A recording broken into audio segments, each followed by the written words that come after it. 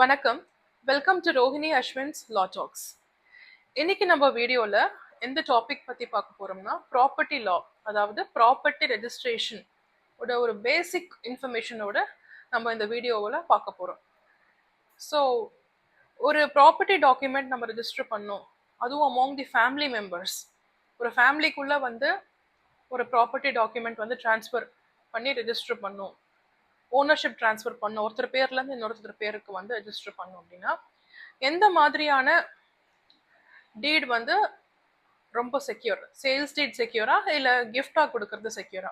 For example, ஒரு எடுத்துக்காட்டுக்காக, ஒரு அப்பா தன்னோட பையனுக்கு வந்து தன்னோட ப்ராப்பர்ட்டியை ட்ரான்ஸ்ஃபர் பண்ணுறாருன்னா அந்த பையன் தரப்புல இருந்து அவங்க அப்பா கிட்ட இருந்து ஒரு ப்ராப்பர்ட்டியை வந்து ட்ரான்ஸ்ஃபர் பண்ணி வாங்குறதுக்கு எந்த மாதிரியான டீட் வந்து சேஃப்னா நாளைக்கு வந்து எந்த ஒரு பிரச்சனையுமே அந்த டைட்டில் ஓனரோட பேர்ல வரக்கூடாது. எது சேல்ஸ் டீட் வந்து பெஸ்டா இல்லை வந்து கிஃப்டா வந்து அந்த ப்ராப்பர்ட்டி எக்ஸிக்யூட் பண்ணி அப்பா கிட்ட இருந்து வாங்குறது பெஸ்டா அப்படின்றத பத்தின இன்ஃபர்மேஷன் தான் இது. ஸோ நம்ம சேல்ஸ் டீட் அண்ட் கிஃப்ட் டீட் இதை ஒன்று ஒன்றா பார்ப்போம். இதில் இருக்கிற ப்ளஸ் என்ன மைனஸ் என்ன அப்படின்றது we will see it. So ரெண்டுமே பார்த்தீங்கன்னா இந்த ப்ராப்பர்ட்டி ட்ரான்ஸ்ஃபர் வந்து நம்ம லீகல் சிஸ்டமில் ட்ரான்ஸ்ஃபர் ஆஃப் ப்ராப்பர்ட்டி ஆக்ட் 1882 அப்படின்ற ஸ்டாட்யூட் மூலியமா தான் இருக்கிற ப்ரொவிஷன்ஸ் மூலியமா தான் எக்ஸிக்யூட் செய்யப்படுது. ஸோ சேல்ஸ் டீட் அப்படின்னு பார்த்தீங்கன்னா சேல்ஸ் டீட் ஒரு அப்பா கிட்ட இருந்து ஒரு பையனுக்கு வந்து ட்ரான்ஸ்ஃபர் பண்ணுறாங்க ப்ராப்பர்ட்டி அப்படின்னா சேல்ஸ் டீட் மூலியமா நீங்கள் எக்ஸிக்யூட் பண்ணீங்கன்னா அதில் கன்சிடரேஷன் இன்வால்வ் ஆகும். கன்சிடரேஷன்னா பணம் கொடுக்கல் வாங்கல். அதாவது அப்பா வந்து பையனுக்கு சேல்ஸ் டீட் வந்து எக்ஸிக்யூட் பண்ணுறாருன்னா பையன் கிட்ட அவங்க அப்பா வந்து அந்த ப்ராப்பர்ட்டியை விற்றுருக்காரு, ஸோ பையன் கிட்ட இருந்து பணம் வாங்கியிருக்காரு அப்படின்ற மாதிரி ஆன ரெஜிஸ்ட்ரேஷன் தான் சேல்ஸ் டீட். ஸோ அங்கே பணம் வந்து பையன் தரப்புல இருந்து கொடுக்கப்பட்டிருக்கு அப்படின்ற மாதிரி ஒரு இன்ஃபர்மேஷனோட ரெஜிஸ்டர் பண்ணுறது தான் சேல்ஸ் டீட். ஸோ சேல்ஸ் டீட் எக்ஸிக்யூட் பண்ணோம்னா கண்டிப்பாக அங்கே கன்சிடரேஷன் மணி டிரான்சாக்ஷன் நடந்திருக்கணும். ஸோ அதான் சேல்ஸ் டீட். அதே மாதிரி இது அவுட் சைட் ஃபேமிலி மெம்பர்ஸ்ன்னு கூட வச்சுக்கோங்க. ஃப்ரம் ஒரு பர்சன் ஏலேருந்து இன்னொரு பர்சன் பிக்கு ட்ரான்ஸ்ஃபர் பண்ணுறாங்கன்னா கண்டிப்பாக அங்கே பணம் கொடுத்து தான் அந்த டீடை அந்த ப்ராப்பர்ட்டியை வாங்கியிருப்பாங்க. ஒரு லேண்டை பர்ச்சேஸ் பண்ணியிருக்காங்கன்னா ஸோ வந்து பணம் கொடுத்த பிறகு தான் அந்த டோனர், அந்த ப்ராப்பர்ட்டி ஓனர் வந்து இன்னொருத்தவங்க பேருக்கு அந்த ப்ராப்பர்ட்டியை வந்து மாற்றி கொடுப்பாங்க. ஸோ கன்சிடரேஷன்ன்றது கண்டிப்பாக சேல்ஸ் டீடில் இன்வால்வ் ஆயிருக்கும். கிஃப்டில் பார்த்தீங்கன்னா ஒரு அப்பா தன் மகனுக்கு அன்பின் அடிப்படையில் மட்டும் அந்த ப்ராப்பர்ட்டியை ட்ரான்ஸ்ஃபர் பண்ணுறாரு அப்படின்னு வச்சுக்கோங்க. அங்கே கன்சிடரேஷன் மணி டிரான்சாக்ஷன் இருக்காது. ஒரு அன்பளிப்பாக ஒரு கிஃப்ட் டீடை எக்ஸிக்யூட் பண்ணுறாங்க. ரெண்டுமே பார்த்தீங்கன்னா ரிட்டன் டாக்குமெண்ட்டோட registration is very important. Register பண்ணாத எந்த ஒரு டாக்குமெண்ட்டுமே செல்லாது. So as per the transfer of property act 1882 as well as the registration act, ரெண்டுத்துலேயுமே பார்த்தீங்கன்னா நம்மளுக்கு வந்து எந்த ஒரு ப்ராப்பர்ட்டி எக்ஸிக்யூஷனாக இருந்தாலுமே ரெஜிஸ்ட்ரேஷன் இஸ் மேண்டேட்ரி. ஸோ இதில் வந்து மைனஸ் என்ன அப்படின்னு பார்த்தீங்கன்னா எது சேஃப்? சேல்ஸ் டீட் சேஃபா இல்லை கிஃப்ட் டீட் சேஃபா அப்படின்னு பார்த்தீங்கன்னா சேல்ஸ் டீடில் ரிவோக் பண்ண முடியுமா? அதாவது ஒருத்தர் வந்து இன்னொருத்தருக்கு ப்ராப்பர்ட்டியை வந்து ட்ரான்ஸ்ஃபர் பண்ணிட்டாரு அப்படின்னா அது வாங்கினவர் பேரில் இப்போது ப்ராப்பர்ட்டி இது ரெஜிஸ்டர் ஆகிடும். ஸோ பின்னாடி இதை ரிவோக் பண்ண முடியுமா, திரும்பி வாங்கிக்க முடியுமா அப்படின்னா கண்டிப்பாக இதில் சான்சஸ் ரொம்ப கம்மி சேல்ஸ் டீடில். ஏன்னா சேல்ஸ் டீட் ஆகட்டும் இல்லை கிஃப்ட் டீட் ஆகட்டும் ஒன்ஸ் வந்து நம்ம எக்ஸிக்யூட் பண்ணிட்டோம்னா ரிவோக் பண்ணுறது கஷ்டம்தான். ஆனால் சேல்ஸ் டீடில் அது இன்னும் கொஞ்சம் கஷ்டமாயிடுது.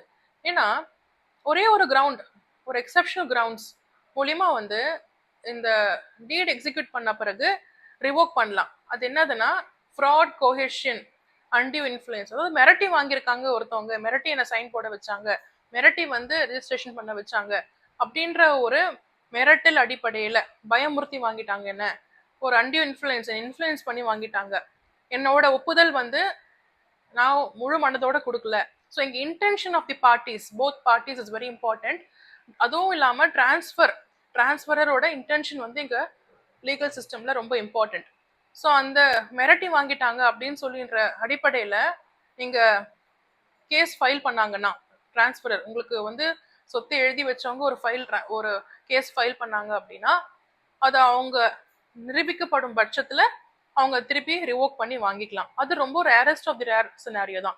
ஏன் சேல்ஸ் டீட்ல இது ரொம்ப கஷ்டம் அப்படின்னு நான் சொல்றேன் அப்படின்னா, நான் சொல்லல லீகல் சிஸ்டம்ல ஏன் ரொம்ப கஷ்டம் அப்படின்னா, அங்க கன்சிடரேஷன் பணம் பரிமாற்றம் இருக்கு.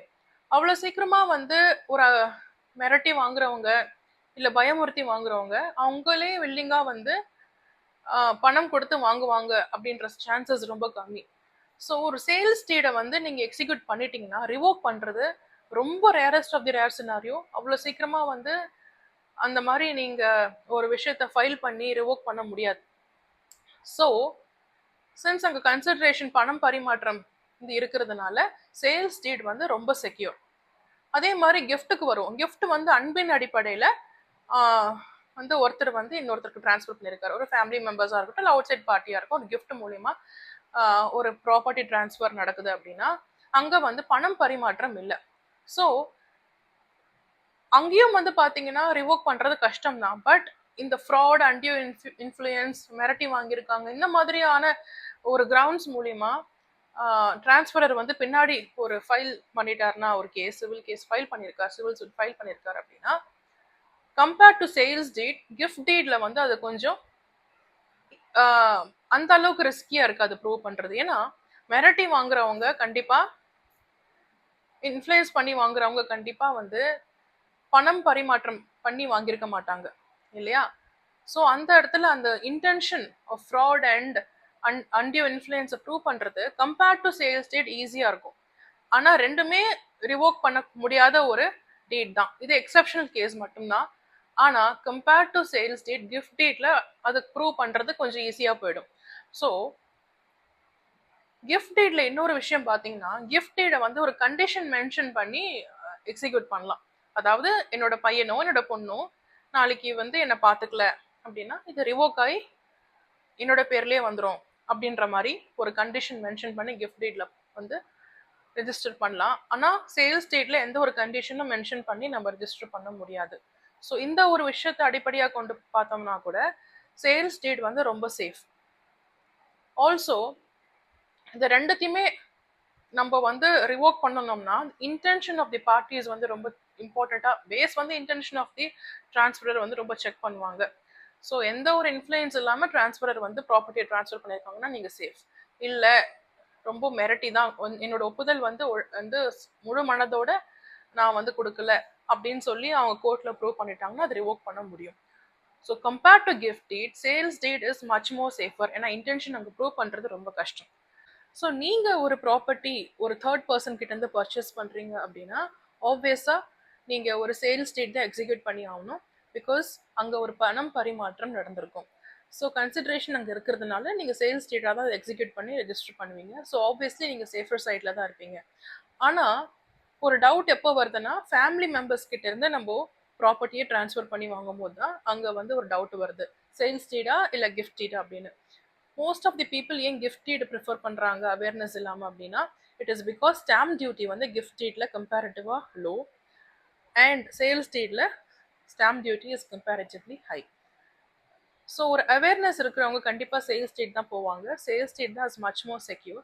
ஸோ ஃபேமிலி மெம்பர்ஸ் லைக் அப்பா கிட்டேருந்து பசங்களுக்கு அம்மா கிட்டேருந்து பசங்களுக்கு ஒரு ட்ரான்ஸ்ஃபர் ஆஃப் ப்ராப்பர்ட்டி நடக்குது அப்படின்னா கண்டிப்பாக சேல்ஸ் டீடை ப்ரிஃபர் பண்ணுறது ரொம்ப முக்கியம். Also, it has to be registered under Section 17 of Registration Act.